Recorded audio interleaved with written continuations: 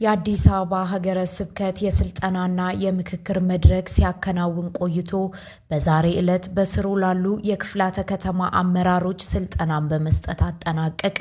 በስልጠናው ላይ የአዲስ አበባ ሀገረ ስብከት ዋና ስራ አስኪያጅ መላከ ምሕረት ቆሞስ አባ ገብረ መድኅን ንጉሴን ጨምሮ የክፍላተ ከተማ አስተዳዳሪዎችና የሀገረ ስብከቱ ሰራተኞች ተገኝተዋል።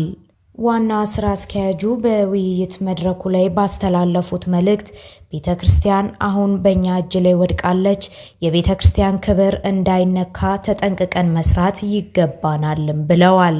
በተደጋጋሚ ሀሳቦች ሲንሸራሸሩ ቆይተዋል።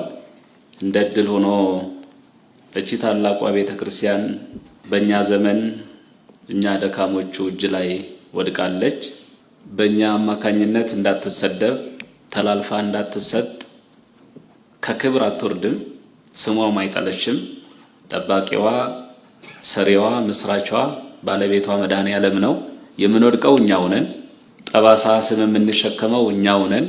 ይሄ እንዳይሆን ተጋግዘን ተረባርበን ደካሞቻችን ካሉ በስልጠና እያበቃን የራቁ ካሉ በስልጠናው እያቀረብን እጅ ለእጅ ተያይዘን አንዳችን ለአንዳችን ጉልበት ኃይል ሆነን ቤተክርስቲያናችንን አንድ እርምጃ ወደፊት እንድትራመድ ታቅዶ የተሰራ ስራ ነው። በዚሁ ዙሪያ ስልጠናዎች ሲሰጡ ቆይተዋል። በውይይት መድረኩ ላይ በሁለት ርዕሰ ጉዳዮች ላይ ስልጠና የተሰጠ ሲሆን የሰው ሀብት አስተዳደር ዝርዝር ተግባራት በሚል ርዕስ ስልጠናን የሰጡት ሊቀ ዕሩያን ይልማ ጌታውን የመጽሐፍ ቅዱስ ማህበር ዋና ጸሐፊ መንፈሳዊ ዕውቀታችንን ከዘመኑ ጋር አያይዘን የቤተ ክርስቲያንን ሕልውና በማስቀጠል መጓዝ ይገባናል ብለዋል። አያይዘውም ሊቀ ዕሩያን እንዳሉት ቤተ ክርስቲያን ውስጥ የሚገኙ ታላላቅ ሀብቶች አሉ። እነሱን መጠበቅና ማስጠበቅ የምዕመናኑ ኃላፊነት እንደሆነም ጠቁመዋል። የተሻለ ሆነን ከዘመኑ ጋር እኩል ለመራመድ የምንሰራቸውን ስራዎች በጥናት በምርምር በሳይንስ አስደግፈን መንፈሳዊ ዕውቀታችን እንደተጠበቀ ሆኖ ያንን የሚነካብን የለም።